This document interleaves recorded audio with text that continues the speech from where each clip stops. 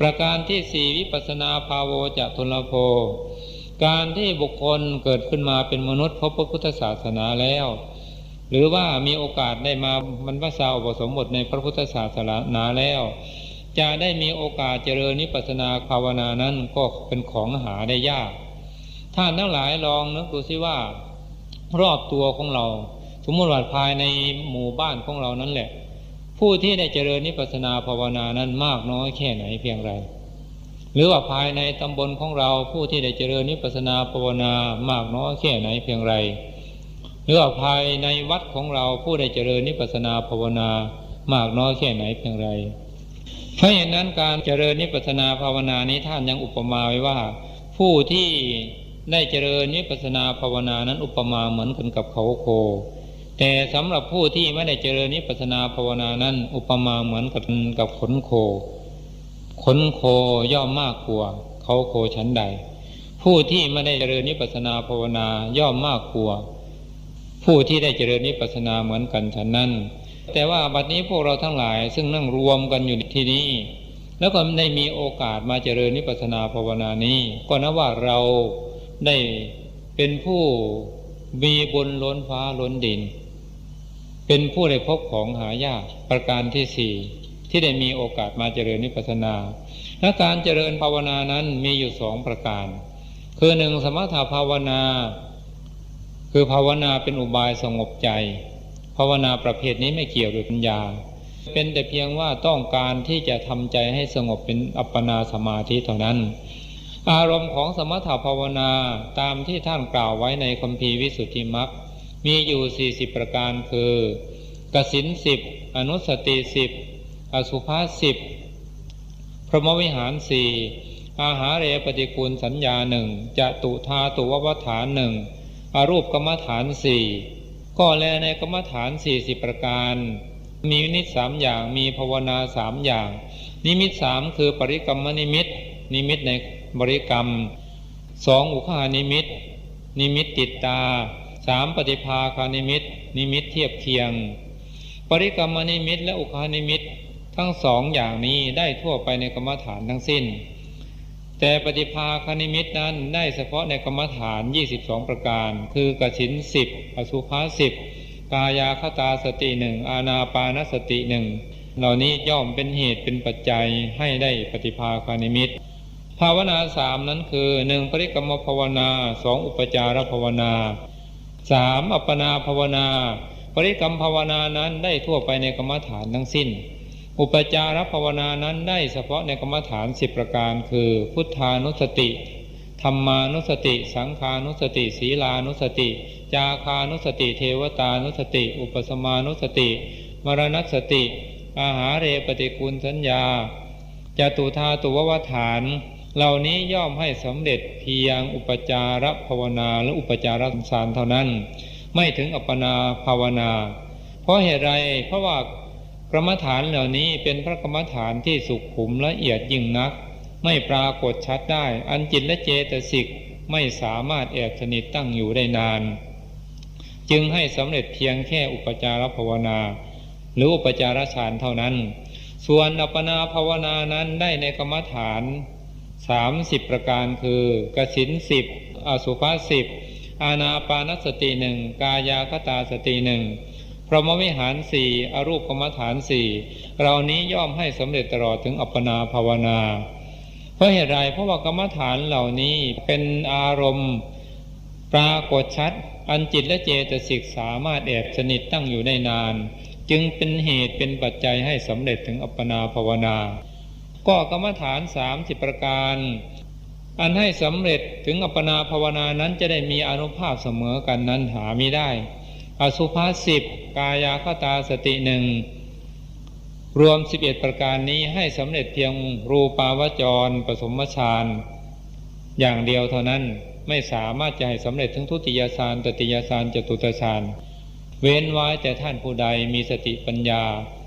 เมื่อเราเจริญอสุภกรรมฐาน10ประการหรือกายาคตาสติอย่างใดอย่างหนึ่งเมื่อเจริญไปถ้ามีสีที่ปรากฏชัดเจนขึ้นมาเช่นมีสีแดงสีเหลืองสีขาวสีเขียวอย่างนี้ปรากฏขึ้นมา หลังจากนั้นเราเอาสีนั้นมาบริกรรมเป็นกสิณผ้าสีแดงแล้วก็บริกรรมว่าโลหิตังโลหิตังสีแดงร่ำไปถ้าสีขาวก็มาภาวนาว่าโอทาตังโอทาตังขาวเป็นต้นไปก็สามารถให้สำเร็จถึงจตุตฌานได้แต่ถ้าเราบริกรรมเฉพาะอสุภะ10ประการและกายาคตาสติเพียงอย่างเดียวเท่านั้นก็ให้สำเร็จเพียงขั้นปฐมฌานเท่านั้นสำหรับพรหมวิหาร3คือเมตตากรุณามุทิตามีอานุภาพให้สำเร็จตั้งแต่ปฐมฌานถึงจตุตฌานสำหรับอุเบกขาพรหมวิหารมีอานุภาพให้สำเร็จได้แต่เพียงรูปาวจรปัญจมฌานอย่างเดียวเท่านั้นไม่สำเร็จอย่างอื่นสำหรับบรรลุกรรมฐาน4มีอานุภาพเฉพาะให้ได้แต่อรูปฌาน4อย่างเดียวคือหมายความว่าอรูปกรรมฐานที่1ก็ให้สำเร็จรูปฌานที่1อรูปกรรมฐานที่2ก็ให้สำเร็จอรูปฌานที่2อรูปกรรมฐานที่3ก็ให้สำเร็จอรูปฌานที่3อรูปกรรมฐานที่4ก็ให้สำเร็จรูปฌานที่4ให้สำเร็จฌานเฉพาะของใครของมันเท่านั้นกลับกันไม่ได้นับกรรมฐานอันเป็นเหตุให้สำเร็จรูปาวจรฌาน26และให้สำเร็จอรูปาวจรฌาน4จึงรวมเป็นกรรมฐานอันให้สำเร็จอัปปนาภาวนาหรือให้สำเร็จฌาน30ประการเหลือจากนั้นให้สำเร็จเพียงขั้นอุปจารภาวนาหรืออุปจารฌานเท่านั้น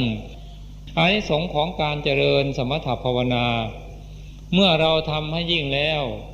ทำให้สมบูรณ์แบบแล้วก็สามารถที่จะได้สำเร็จรูปฌาน4อรูปฌาน4แล้วก็เป็นเหตุให้เกิดคุณสมบัติขึ้นมาเช่นให้สำเร็จวิชชา3ปฏิสัมภิทาญาณ4อภิญญา6อันนี้เป็นอานิสงส์ซึ่งเกิดขึ้นจากอานุภาพของการเจริญสมถภาวนา2วิปัสสนาภาวนาการบรรยายนี้ก็บรรยายโดยสังเขปเพราะเวลาของเราก็น้อยนิดเดียววิปัสสนาภาวนาเป็นอุบายเรืองปัญญาคือการเจริญวิปัสสนาภาวนานี้ต้องใช้ปัญญาต้องให้เกิดปัญญาต้องทำให้เกิดปัญญาทันปัจจุบันเห็นรูปเห็นนามเห็นพระไตรลักษณ์เห็นอริยสัจ4เป็นต้นจึงจะใช้ชื่อว่าเป็นการเจริญวิปัสสนาภาวนาถ้าการเจริญไปเท่าไรเจริญไปเท่าไรก็ตามสติสัมปชัญญะของเราไม่ทันปัจจุบันไม่ทันรูปทันนามไม่รู้ว่าอะไรเป็นรูปเป็นนามไม่รู้ว่าอะไรเป็นอนิจจังทุกขังอนัตตาไม่รู้อริยสัจทั้ง4แม้เจริญเท่าไรก็ตามก็ไม่จัดว่าเป็นวิปัสสนาภาวนาอารมณ์ของวิปัสสนาภาวนานั้นคือขันธ์5อายตนะ12ธาตุ18อินทรีย์22ปฏิจจสมุปบาทอันนี้เป็นอารมณ์ของวิปัสสนาภาวนาแต่เมื่อสรุปลงแล้วก็ได้แก่รูปกับนามนั่นเองย่นเข้าในเวลาประพฤติปฏิบัติก็ได้แก่อาการของอาการยุบเป็นต้นนี้เป็นอารมณ์ของวิปัสสนาภาวนาที่การเจริญวิปัสสนาภาวนาอานิสงส์ของการเจริญวิปัสสนาภาวนานั้นย่อมเป็นเหตุเป็นปัจจัยให้รู้แจ้งแทงตลอดซึ่งสภาวะความเป็นจริงของธรรมชาติคือสิ่งใดมีอยู่เป็นอยู่อย่างไรก็สามารถที่จะรู้สิ่งนั้นตามธรรมชาติของมันเช่นเรารู้สังขารทั้งหลายทั้งปวงที่มีใจครองก็ดีไม่มีใจครองก็ดีเราก็จะรู้ว่าสังขารทั้งหลายทั้งปวงเหล่านี้มันตกอยู่ในกฎของไตรลักษณ์คืออนิจจังไม่เที่ยงเกิดขึ้นมาแล้วดับไปเป็นทุกขังทนอยู่ไม่ได้เกิดขึ้นมาแล้วดับไปเป็นอนัตตาบังคับบัญชาไม่ได้เกิดขึ้นมาแล้วก็ดับไปเหล่านี้เป็นต้นอันนี้พูดโดยย่อที่การรู้สภาวธรรมของธรรมชาตินั้นมีประโยชน์อย่างไรมีประโยชน์หลายสิ่งหลายประการคืออย่างต่ำที่สุดย่อมเป็นเหตุเป็นปัจจัยไม่ให้พวกเราทั้งหลายหลงไหลอยู่ในสมมุติบัญญัติเป็นเหตุเป็นปัจจัยที่จะทำให้มานะทิฏฐิลดน้อยลงไปหรือพูดเอาย่อๆว่าเป็นเหตุเป็นปัจจัยที่จะทำให้ความโลภความโกรธความหลงราคะตัณหาอุปาทานมันลดน้อยลงไปอ่อนกำลังลงไปทั้งที่เรายังไม่ได้บรรลุอริยมรรคผลขั้นไหนนั่นแหละแต่ว่ากิเลสตัณหามันลดหย่อนลงไปแล้วความเห็นแก่ตัวก็หมดลงไปอันนี้เป็นอานิสงส์ของการเจริญวิปัสสนาโดยย่อที่อย่างสูงที่นี่ย่อเป็นเหตุเป็นปัจจัยให้ผู้ปฏิบัติได้สำเร็จเป็นพระโสดาบันเป็นพระสกิทาคามีเป็นพระอนาคามีและได้สำเร็จเป็นพระอรหันต์นี้เป็นอานิสงส์ของการเจริญวิปัสสนาภาวนาท่านทั้งหลายเมื่อกล่าวมาถึงนี้ท่านทั้งหลายอาจจะมีความ ข้องใจสงสัยอยู่ว่าหลวงพ่อบัดนี้พระศาสนาก็ล่วงเลยมาตั้ง 2,000 กว่าปีแล้วยังจะมีพระอริยบุคคลอยู่หรือยังจะมีพระอรหันต์อยู่หรือท่านทั้งหลายอาจจะสงสัยอย่างนี้ก็ได้ข้อนี้ขอยกหลักฐานที่ท่านกล่าวไว้ในคัมภีร์สุมังคลวิลาสินีอัตถกถาทีฆนิกายปาติกวรรคภาค 3หน้า111ถึงหน้า112และบรรทัดที่21แล้วก็บรรทัดที่1ที่2ท่านได้กล่าวไว้ว่าปฏิสัมภิทัปปเตหิวัสสหัสสังอัฏฐาสิ1,000 ปีที่หนึ่งเป็นยุคของพระอรหันต์ผู้ได้ปฏิสัมภิทาญาณ4คือหมายความว่าพระศาสนาล่วงเลยมา 1,000 ปีในช่วง 1,000 ปีนี้ถ้าผู้ใดเจริญวิปัสสนาภาวนาได้สำเร็จเป็นพระอรหันต์แล้วหากว่าเราได้สั่งสมอบรมบุญกุศลไว้ในปุเรกชาติก็สามารถที่จะได้บรรลุปฏิสัมภิทาญาณ4ด้วยปฏิสัมภิทาญาณ4นั้นคือธรรมปฏิสัมภิทาแตกฉานในธรรม2อัตถปฏิสัมภิทาแตกฉานในอัตถ์3ปฏิภาณปฏิสัมภิทาแตกฉานในปฏิภาณ4นิรุตติปฏิสัมภิทาแตกฉานในนิรุตคือภาษาคือรู้วิธีพูดให้ผู้อื่นเข้าใจได้ง่ายๆนี่สามารถเกิดขึ้นได้2ในสารพิญเยหิวัสสหัสสัง1,000 ปีที่2เป็นยุคของพระอรหันต์ผู้ได้อภิญญา6คือหมายความว่าพระศาสนาล่วงเลยมาถึง 2,000 ปีช่วง 2,000 ปีนี้ถ้าผู้ใดมาเจริญวิปัสสนาภาวนาได้สำเร็จเป็นพระอรหันต์แล้วสามารถที่จะยังอภิญญา6ให้เกิดขึ้นได้หากว่าเคยสั่งสมอบรมบารมีไว้แล้วในชาติปางก่อนคือสามารถแสดงฤทธิ์ได้สามารถได้หูทิพย์ได้ตาทิพย์รู้วาระจิตของผู้อื่นระลึกชาติผลหลังได้รู้วิธีทำอาสวะให้หมดไปจากพันธสันดานอภิญญาทั้ง6ประการนี้สามารถเกิดขึ้นได้3เตวิเชหิวัสสหัสสัง1,000 ปีที่3เป็นยุคของพระอรหันต์ผู้ได้วิชา3คือหมายความว่าพระศาสนาล่วงเลยมาถึง 3,000 ปีในช่วง 3,000 ปีนี้ถ้าผู้ใดมาเจริญวิปัสสนาภาวนาได้บรรลุมรรคผลแล้วก็สามารถที่จะยังมิจฉา3ให้เกิดขึ้นได้มิจฉา3ประการนั้นคือ 1. บุพเพนิวาสานุสติญาณปัญญาระลึกชาติผลหลังได้ 2. จตุปาตญาณปัญญารู้จักการเกิดการจุติของบุคคลอื่นหรือสัตว์อื่นคือรู้ว่าผู้นี้เขามาเกิดที่นี้ด้วยบุญกรรมอะไรทำให้เขาอำนวยให้เขามาเกิดในภพนี้ชาตินี้ผู้นี้ตายแล้วเขาไปที่ไหนสามารถที่จะรู้ได้3. อาสวัคยญาณปัญญารู้จักทำอาสวะให้สิ้นไปวิชาทั้ง3ประการนี้สามารถที่จะเกิดขึ้นได้แต่ทั้งนี้มีข้อแม้อยู่ว่าต้องได้บำเพ็ญบารมีมาในภพก่อนชาติก่อนแล้วก็ได้ตั้งสัจจปริญญาว่าสาธุด้วยอานิสงส์บุญกุศลหรือว่าผลบุญที่ข้าพเจ้าได้สั่งสมอบรมมาในขณะนี้ขอจงเป็นปัจจัยข้าพเจ้าได้สำเร็จวิชา3ในอนาคตการข้างหน้านั้นเถิดเหมือนดังที่หลวงพ่อพากล่าวคำบูชาและอธิษฐานจิตในวันอาสาฬหปุณมีนั้นว่าด้วยบุญกุศลที่ทำพุทธบูชาในเนื่องในวันอาสาฬหปุณมีครั้งนี้ขอจงเป็นเหตุเป็นปัจจัยให้ได้บรรลุฌานสมาบัติผลสมาบัตินิโรธสมาบัติปาทัพพฌานวิชา3ปฏิสัมภิทาญาณ4ปัญญา6อตีตังสยานปัจจุปนังสยานอนาคตังสยานมโนมยิทธิอย่างนี้เรียกว่าเราได้สั่งสมอบรมบารมีไว้ถ้าว่าในภพก่อนชาติก่อนเราได้เคยตั้งสัจจะอธิษฐานไว้อย่างนี้อย่างใดอย่างหนึ่งก็ได้ก็สามารถที่จะเกิดขึ้นได้แต่ถ้าว่าเราทำมาแล้วในภพก่อนชาติก่อนไม่เคยอธิษฐานไว้เลยก็ไม่สามารถที่จะเกิดขึ้นได้อันนี้ขึ้นอยู่ที่บุญกุศลที่เราสั่งสมอบรมไว้4. สุขาวิปัสสเกหิวัสสหัสสัง1,000 ปีที่4เป็นยุคของพระอรหันต์ผู้สุขวิปัสสกะคือหมายความว่าพระศาสนาล่วงเลยมาถึง 4,000 ปีในช่วง 4,000 ปีนี้ผู้ใดมาเจริญวิปัสสนาภาวนาได้สำเร็จเป็นพระอรหันต์แล้วก็สำเร็จโดยแห้งแล้งไม่มีคุณสมบัติอย่างใดอย่างหนึ่งที่กล่าวมาข้างต้นนั้นเกิดขึ้นได้เป็นแต่เพียงทำลายความโลภความโกรธความหลงราคะตัณหาอุปาทานให้หมดไปจากขันธสันดานเท่านั้นเรียกว่าบรรลุโดยแห้งแล้งไม่มีคุณสมบัติเราจะไปเทศไปสอนผู้ใดที่ไหนอย่างไรก็ต้องท่องออกตาเปียกตาแฉะจึงจะได้แล้วเราท่องอยู่ต้อง10 วัน15 วันหรือเดือนหนึ่งมาเทศยังไม่ถึง30 นาทีแล้วก็จบแล้ว นี่ประเภทสุขวิปัสสกะห้าปาติโมกเขหิวัสสาสังพันปีที่ห้าเป็นยุคของพระโสดาบันพระสกิทาคามีและพระอนาคามีหมายความว่าพระศาสนาร่วงเลยมาถึง 5,000 ปีในช่วง 5,000 ปีนี้แม้ว่าเราจะทำความเพียรเรี่ยวแรงสักปันใดก็ตามก็ไม่สามารถที่จะได้บรรลุเป็นพระอรหันต์เป็นแต่เพียงว่าให้สำเร็จเป็นพระโสดาบันพระสกิทาคามีและพระอนาคามีเท่านั้นตามที่กล่าวมาทั้งหมดนี้มีหลักฐานกล่าวไว้ในคัมภีร์สุมังคลาวิลาสินีอัตถกถาทีฆนิกายปาติกวรรคภาค 3หน้า111ถึง112และบรรทัดที่21แล้วก็บรรทัดที่1ที่2ท่านกล่าวไว้เป็นหลักฐานอย่างนี้เหตุนั้นก็ขอให้ท่านนักปฏิบัติธรรมทั้งหลายอย่าได้ชะล่าใจตามตำรับตำราในหนังสือที่เขาแต่งขายวางขายตามแผงขายหนังสือสนามหลวงบ้างตามร้านขายหนังสือที่อำเภอโน้นบ้างที่จังหวัดนี้บ้างอันนั้นเป็นการแต่งขึ้นมาโดยที่ไม่เข้าใจถ่องแท้ในเนื้อหาสาระของธรรมะไม่ได้อ่านพระไตรปิฎกมาโดยถ่องแท้ถ้าว่าเราอ่านพระไตรปิฎกมาจะรู้ทันที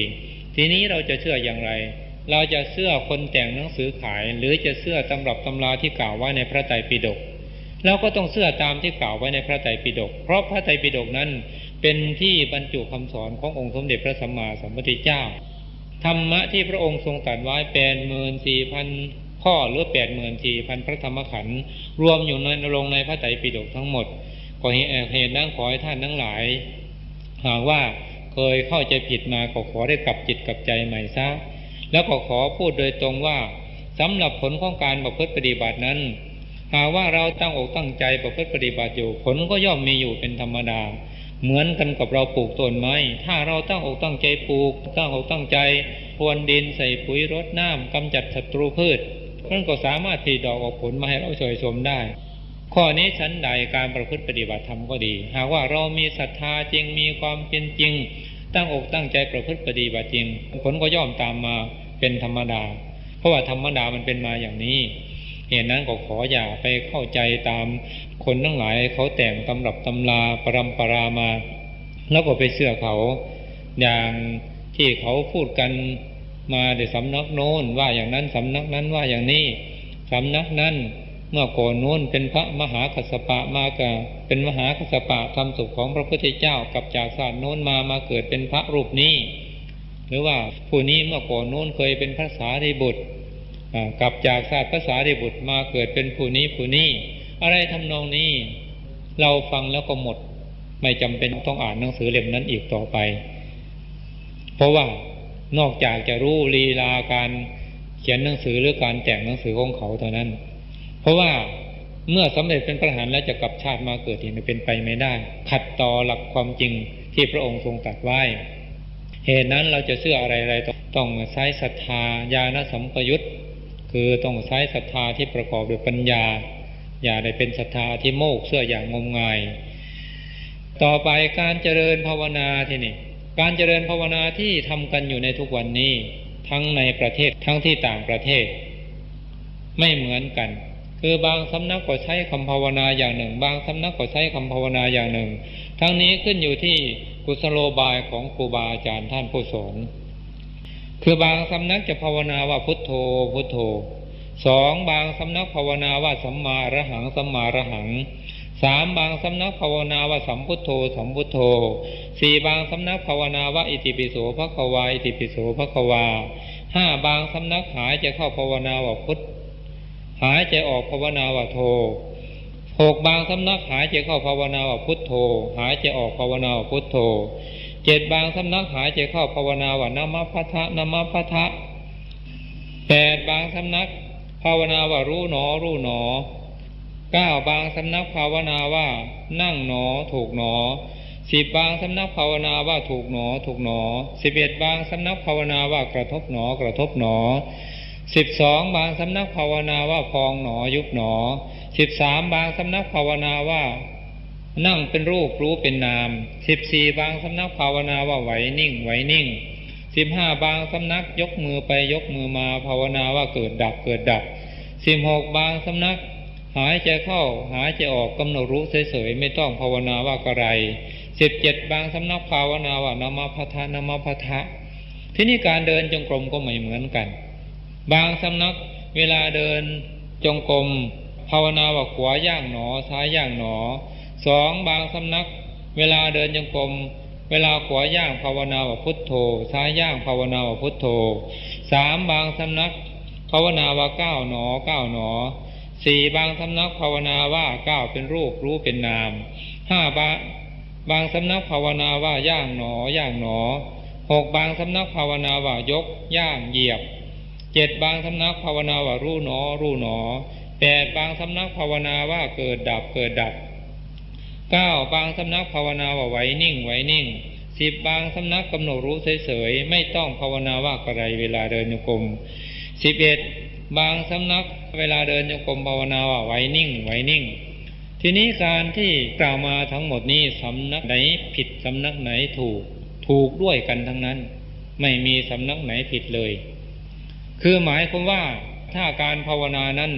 เราภาวนาต้องการที่จะทำจิตให้ของเราสงบเป็นสมาธิเป็นอุปจารสมาธิเป็นอัปปนาสมาธิเป็นฌานก็ถูกแบบสมถภาวนาหรือสมถกรรมฐานแต่ถ้าเราภาวนาหรือบริกรรม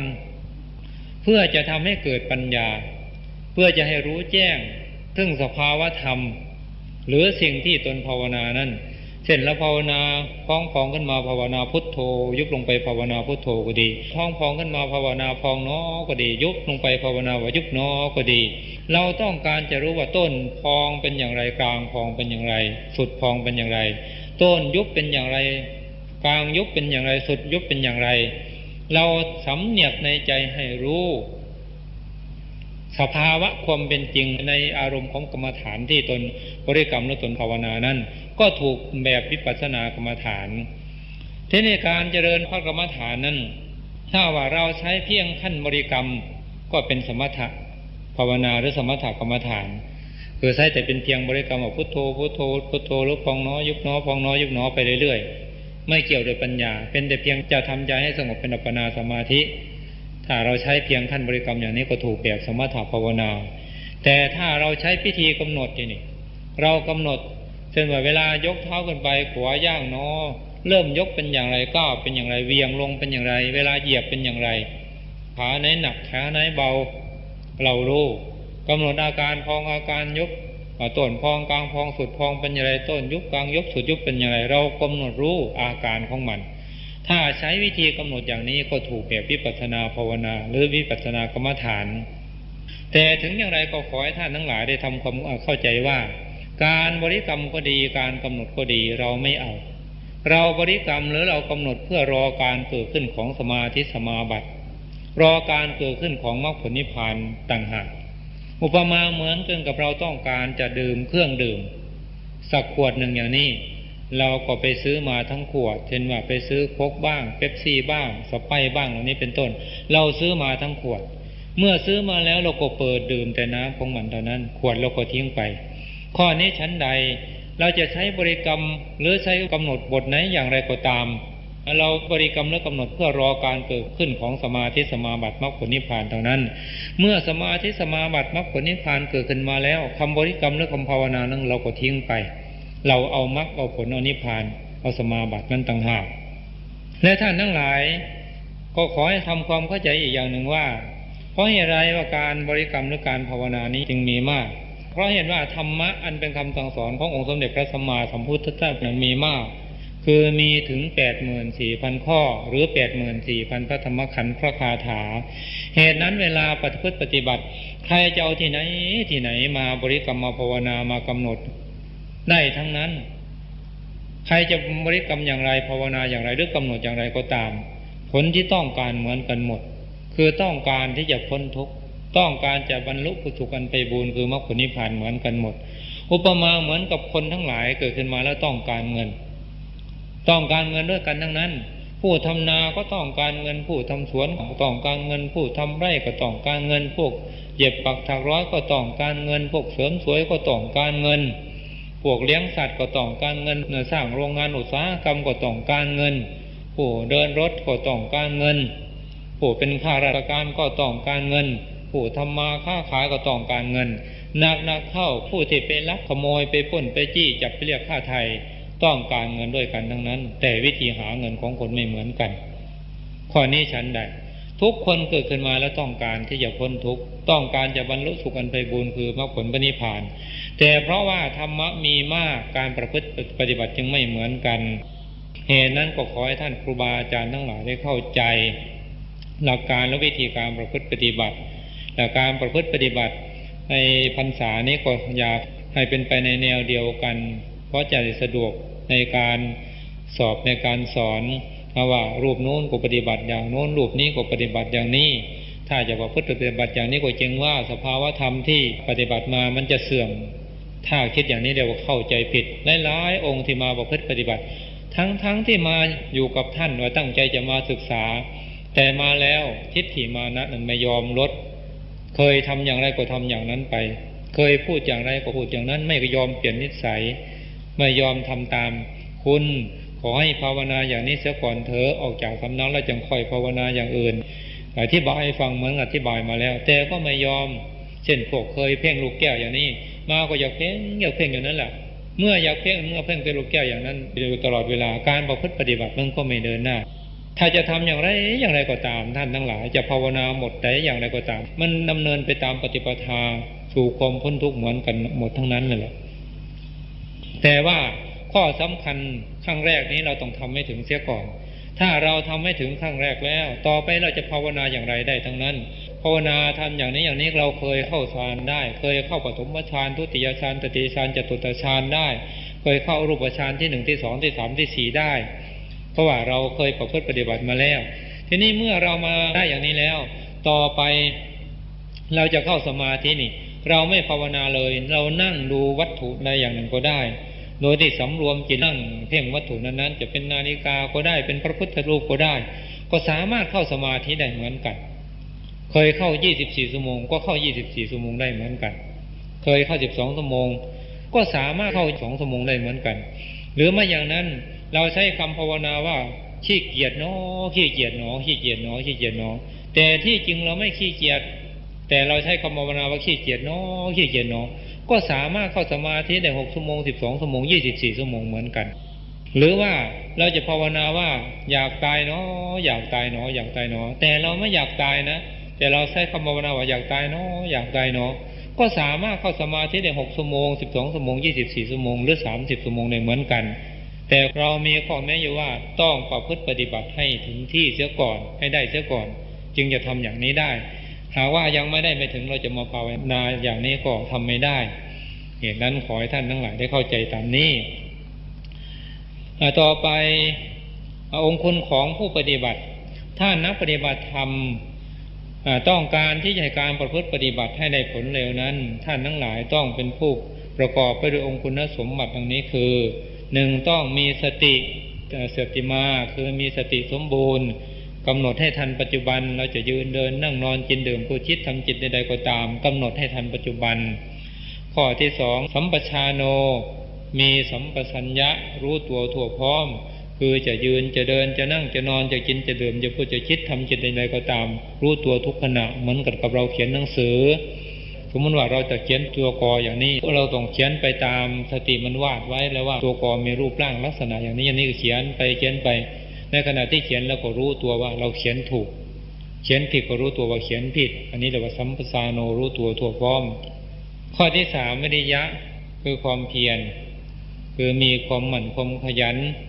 ฉันทะพอใจทำกรรมฐานมีวิริยะแข็งใจทำกรรมฐานมีจิตตะตั้งใจทำกรรมฐานมีวิมังสาฉลาดในการทำกรรมฐานเมื่อท่านทั้งหลายตั้งอยู่ในองค์คุณทั้ง3ประการนี้ก็สามารถที่จะทำให้การประพฤติปฏิบัตินั้นได้ผลเร็วและรับรองว่าไม่เสียสติไม่เป็นบ้าแต่ถ้าขาดคุณธรรมทั้ง3ประการนี้อาจจะเป็นบ้าไปก็ได้เสียผู้เสียคนไปก็ได้หลวงพ่อคิดว่าท่านทั้งหลายคงไม่อยากเป็นบ้าคงไม่อยากเสียผู้เสียคนเมื่อท่านการทั้งหลายต้องการอย่างนี้ก็ขอจงตั้งอยู่ในองค์คุณทั้ง3ประการนี้คือ1มีสติทันปัจจุบัน2มีสัมปชัญญะรู้ตัวทั่วพร้อม3มีความเพียร ต่อไปก็ขอเตือนสติท่านทั้งหลายคือเวลาประพฤติปฏิบัตินี้ขออย่าทำอิริยาบถให้ผิดปกติเราจะยืนเดินนั่งนอนกินดื่มพูดคิดทำจิตใดๆก็ตามก็ขอให้ใช้อิริยาบถในตามปกติธรรมดาอย่าให้คนอื่นรู้ว่าเราประพฤติปฏิบัติธรรมะคือหมายความเดินตามปกตินั่งตามปกติแต่เรามีสติสัมปชัญญะสำรวมอยู่ตลอดเวลารู้ตัวอยู่ตลอดเวลาไม่ให้ความโลภความโกรธความหลงเกิดขึ้นไม่ให้จิตใจมันวอกแวกฝันไว้ไปตามอารมณ์ถ้าเราทำอิริยาบถให้ผิดปกติบางทีเดินช้าๆจะมาฉันเช้าบางทีจะมาฉันภัตตาหารนี่บางทีเพื่อนฉันเกือบเสร็จแล้วจึงมาถึงก็มีอันนี้เรียกว่าทำอิริยาบถให้ผิดปกติบางทีจะมาทำวัดเช้าทำวัดเย็นมาบอกวัดอย่างนี้เพื่อนจนเลิกกันเราจึงเดินมาถึงนี่เรียกว่าอิริยาบถผิดปกติถ้าไปอยู่บางแห่งเขาจะถามว่าท่านอาจารย์ครับท่านเป็นโรคอะไรท่านเป็นโรคอัมพาตหรืออะไรเขาจะว่าเอาถ้าคนอื่นมาเห็นเราอย่างนี้เขาก็จะหาว่าเราเป็นบ้าเมื่อเป็นเช่นนี้ใครๆก็ไม่อยากมาประพฤติปฏิบัติการเผยแผ่พระศาสนาก็เป็นไปไม่ได้เหตุนั้นขออย่าทำให้อิริยาบถผิดปกติ 2. อย่าให้ความต้องการเกิดขึ้นเช่นเวลานั่งกรรมฐานก็ดีเดินโยกมก็ดีเราเผลอไปอยากได้เกินไปก็เป็นเหตุให้ความต้องการเกิดขึ้นเช่นว่าจะทำให้การเดินก็จงกรมครั้งนี้หรือนั่งสมาธิครั้งนี้จะให้สมาธิเกิดขึ้นจะให้วิปัสสนาญาณเกิดขึ้นจะให้เห็นพระไตรลักษณ์จะเห็นอนิจจังทุกขังอนัตตาจะเห็นอริยสัจสี่จะเข้าสมาธิให้ได้เท่านั้นชั่วโมงเท่านั้นนาทีอย่างนี้เรียกว่าทำความต้องการให้เกิดขึ้นถ้าเราตั้งใจไว้อย่างนี้แล้วทำกรรมฐานมีผลเสียอยู่2ประการคือ1ถ้าเกิดขึ้นตามที่เราตั้งใจไว้ก็เป็นเหตุให้เกิดโลภะเกิดวิสมโลภะเกิดตัณหาเกิดมานะทิฏฐิแต่ถ้าไม่เกิดตามความต้องการของเราก็เป็นเหตุให้เกิดโกสัสสะความเจียดค้านเกิดโทมนัสความน้อยใจความแห้งผากใจความคับแค้นใจความขี้เกียจตามมาไม่อยากปฏิบัติพระกรรมฐานต่อไปเหตุนั้นก็ขออย่าให้ความต้องการเกิดขึ้น 2. อย่าเป็นผู้วิเศษเช่นว่าเราทำกรรมฐานอย่างนี้ครั้งนี้เราทำให้วิเศษกว่าเพื่อนเราจะให้บรรลุก่อนเพื่อนเราจะทำให้หูทิพย์เกิดขึ้นตาทิพย์เกิดขึ้นเราทำเพื่อจะให้รู้วาระจิตของผู้อื่นอะไรทำนองนี้ขออย่าได้คิดอย่างนี้หรือท่านใดที่เคยคิดอย่างนี้มาแล้วก็ขอความเมตตาให้เลิกคิดเสียก่อนในตอนนี้คือบางท่านอาจจะคิดว่าตนรู้หมดทุกอย่างครูบาอาจารย์คิดอย่างนั้นก็รู้ครูบาอาจารย์คิดอย่างนี้ก็รู้หรือท่านองค์นั้นคิดอย่างนั้นก็รู้ท่านองค์นี้คิดอย่างนี้ก็รู้ท่านองค์นั้นประพฤติปฏิบัติไปเป็นอย่างนั้นท่านองค์นั้นประพฤติปฏิบัติเป็นอย่างนี้ขอร้องถ้ามีความคิดอยู่อย่างนี้ในตัวหรือว่าเคยคิดอย่างนี้มาแล้วขอร้องอย่าเพิ่งคิดบางทีความคิดนั้นมันไม่ตรงกับเป้าหมายมันไม่ตรงกับความจริงเกิดเป็นวิปลาสขึ้นมาการปฏิทำให้เสียผู้เสียคนขึ้นมาถ้าเกิดวิปลาสแล้วก็เป็นบ้าอย่างเดียวเขาเรียกว่ากรรมฐานเป็นบ้าถ้าใครคิดอย่างนี้ส่วนมากเป็นบ้าถึงไม่เป็นบ้าถึงที่ก็เป็นบ้าไปแล้วถึง